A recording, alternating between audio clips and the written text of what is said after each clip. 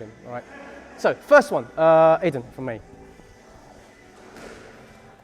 Let's observe all our basic fundamentals of the knee shield half guard, or the Z guard, or Z guard if you're North American, which we're not. Okay, I don't want to be flat. I saw you doing loop chokes flat. I mean, you know, if it goes wrong, you're ending up here, and then you're going to be flattened. Side position, robustness of your spine. You have the flexibility. At your choice, you can crouch, but you can also extend. The knee is a movable weapon. Generally it's 45 degrees, but sometimes I've had it as low as across, called low Z, across the belt line. But watch out, you can be squashed, okay? So you want to be aware of that. Equally, you can have it on the cusp of the hip, the iliac crest. This is very annoying, we'll look at that later, all right? This is very annoying. But generally you'll have it kind of floating around about diagonal, around about here. Just spin around a little bit more, there. I keep my elbows in quite stingily. If I do branch out, and make sure there's no risk of an underhook. I keep it quite stingy in terms of, keep this elbow locked in because I can always base away. Basic fundamentals. The lower leg, I like to hook around the calf or the Achilles, all right? But not necessarily so. Sometimes I have it popped out a bit, sometimes I have it quite deep, you know, as long as you know what you're doing. The first sweep we're going to do, just sit down a bit and put your weight into me. This will be more of an attacking stance for your half guard attacker, right? That means if his weight is towards me, his feet are light. So my first sweep we're going to do is we're going to cup round here, and we're going to do a scissor sweep. So just take the weight off. This leg is going to do this, and this leg is going to do that here. At the same time, I'm going to pull around the cupped area of his knee, and I'm going to just move my hip a little bit to force him along there. Everything in place, we're cupping around here, around here. I also like to do this just as an assistant, so I'm using all my limbs. So we're sweeping. That's not the end, that's part one. Part two is you have to come up. Don't just lie there and go, yeah, I got to sweep, because he'll come straight back up. Come up. And you're going to immediately be entangled in his half guard, so you want to be aware of that. Step out and start attacking from a clean position. Generally it's going to be side. Not the end of the world if you get caught in this half guard. You still come up and you get full sweep points. So once again, the basic scissor sweep. I'm on my side, remember, don't be flat.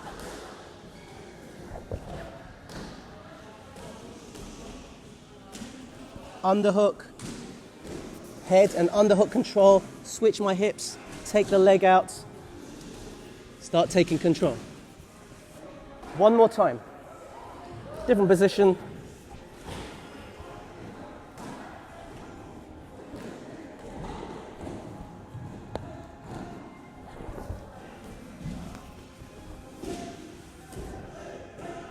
Second one, it's exactly the same, but I prefer it. Again, in this more attacking position, where the weight is on me, that means his ankles are light. Instead of going here, I go here, and I bring that towards me. Now it's less effort on the top half. I just scissor my legs, down he goes. Also, you end up in this sort of butterfly position, which means it's harder for him to get a half guard around my leg. Here. So if you watch my video, some of you did, I did this about 4 or 5 times. Here, you can feel the weight, that means it's light on his feet. Rather than here, which is quite easy to get rid of, here. I do have to move my head in a dangerous zone, which he could attack, so be aware of that. You want to grab the instep, bring it in towards you. Now, there's nothing to stop him falling into that hole here. Follow up.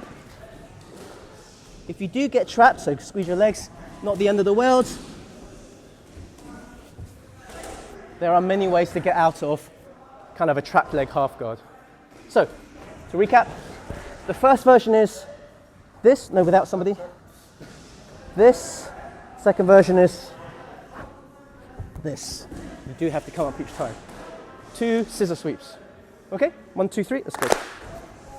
So from my knee shield half guard, observing all the usual structural and frames, legs, okay? We're cupping here, we can reach under here. We've established that these are accessible to us. Sometimes they're not. He puts a very wide base and it's too far to go. All right, but we can grab here. This is a useful grip. Bearing in mind that if he's aware of it and he strips the grip, okay, fine, fair enough. We go back to playing our usual game. But let's say I grab here and he doesn't feel under threat, and why should he? You know, I'm not doing anything with that. The threat is, I'm going to spin around. I talked about this foot here. I'm now going to wedge it in tight. Here, hook it right round. Let's spin right round. So we're here. And then we're still playing a very stingy guard game here. And then I get his sleeve. You don't have to get his sleeve, but I find that this helps with the succeeding of the final part. And he's thinking, well, it's not under threat. He puts his weight on. And then we're here. Okay. The sweep itself is like a three-way process, but this does a lot of the work, jamming his ability. If I didn't have that here, and I did that, he'd just take his leg out, and you see he'll do that. I don't want him to do that. Let's bring that down. Here. Observing. Upward grip. Everything here. And then when I feel the weight's coming towards me, I turn and look, punch, and then we're here. All right? When you drill this, experiment with less and less control points. I've got 1, 2, 3, 4 control points. Let's take one away. Can I still do it? Yep, I can. That's 3 control points. Let's take just 2. Have to wait for his weight to come on. Yep, just about. Let's do 1 control point. Here. Nah, I need that too. I need 2 to create the lever. But you get the idea. I think there's a problem in jiu-jitsu. We over explain things. And you say you have to get 4 grips, you have to get this. Try and understand what you're trying to do. Just get him over to the other side. So now I have 2 options. I've got things that can make him go that way, and I've got things that can make him go that way.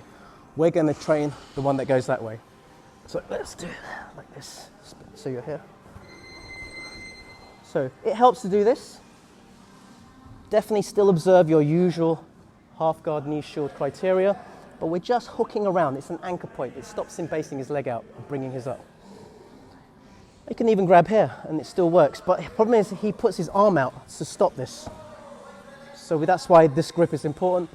And I flare my leg out and I turn my entire body here. And then we carry on passing. Now I promised 2 sweeps because we've got to sort of condense time. So we're grabbing here, he doesn't want to have any of it, he sits back. He sits all the way back, so I can't just do that. You're not allowed to kick them, so it's more of a push. All right? So, second version. We're establishing grips, we're playing here. He realizes, he sits back. There's still a push-pull action. There's a push and pull with my legs and a little bit of a pull here. Scissoring action there. Up to you how you want to get up, but I recommend putting the leg across here, pinning that leg down so he doesn't trap your leg, getting head control, switching base, kicking up, and passing. There are many variations on how you do that last stage. I'll leave it up to you. So, to recap, the first version, without somebody there, you're going that way.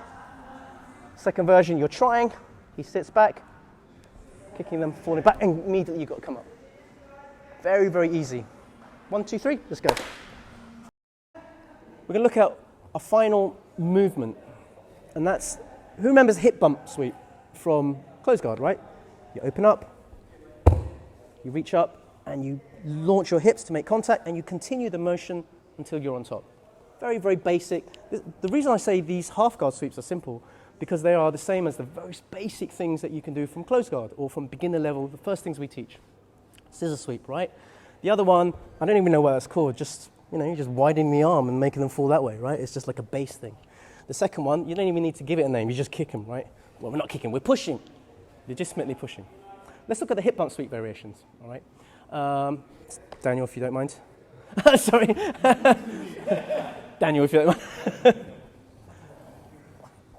So a reminder from the close guard, When they start sitting off a bit, you can engage your hips up high and you take them over like this. You can do the same from half guard, but from very specific scenarios. The first one is, well, if you watch the video of me training with Gosha, I had to release the knee and get the underhook, and I don't even bother grabbing the legs. I just go straight into the hip bump sweep. So you could try that. I'll show you that one again. Oh, you're getting 3 with this one, 3 drills in one. This is when they sort of sit off a bit and the knee shield suddenly isn't in contact. So if I bring elbow and knee together, underhook, I'm not even worried about trying to get some cool grab from that. I just bring the hips up high, continue my motion, twisting, twisting, twisting, and we end up in this top position, release the leg, pass the guard, get on top position, right? That's number one. Very, very simple. Second version. This moves away from the simple remit of today. We're playing, and we're going to bring the arm here. Okay, there's so many things you can do from here, especially involving leg locks. But we're going to keep it simple. We're going to lose the knee again. We're going to go up, and we're going to sweep them over like this. And you end up in this sort of weird position here, so you do have to extract and be very mindful of the fact that your back is a little bit exposed. So do the same thing again. Here, we're playing, guarding. Bring that over here. I lose the knee, I shoot my arm through, structure with my back arm, hips engaged, pushing forward and twisting around. So we end up here. Be mindful that your back is a bit exposed, so we have to quickly get into a dominant position. That's number 2. Pretty much the same thing. Number 3 is more technical. I'll do it so we're here. This one's really cool though. This time, I'm locking my feet here. So it's like close guard, I'm locking my feet here. Remember I told you one of the positions of your knee is on this hip here. That's where we're putting it. And just on its own, you can feel it's really annoying, can't you? All right, it's really annoying. What we're going to do, we're going to keep away. Remember I told you about the stretching of the spine? We're going to get up on our arms, and we're going to hip in, we're going to walk backwards, and then we're here. It's the best thing ever. So I learned this from Nick, who learned this from KO Terra. I don't know where he got it from, but he's a genius, so he probably invented it. You'll find it on YouTube as the G-roll. But I learned this before the G-roll was a thing, from Nick, as I say, who went to a KO Terra seminar. You must lock your feet together, like close guard. Here. And you must create tension on this hip, the hip that's nearest to you, not that hip. Here. Turn around so you can see. Here. So you can't see what my feet are doing, but they're here, like this. And it's this way around, not this way around. Here. So you can really stretch out. He wants to grab your arm, he wants to grab your head, so you want to observe all the usual criteria. Now we have to turn our whole body. Don't just go twist. The whole body goes up and twists. And just when you feel him falling, use your hands to crawl backwards. And you'll end up in this position, and ideally, because he won't know what the hell's going on, the same sort of scenario as you did with all the other sweeps. So that's called the G-roll, or I call it the KO Terra hip thrust, hip bump sweep, guard pass. Do you want to see these? No. Okay. Who needs a recap? You got them all? Name the first one. The one. Okay, let me do a quick recap. Number one. Arm goes through the hole here, nearest to you, and you just thrust your hips, you keep going. You may meet resistance, so it's probably the least high percentage. The second version, the far arm, you're playing, it goes, you've exposed all this space here. Release the knee, shoot the arm through, and keep going with your hips. Slightly higher percentage.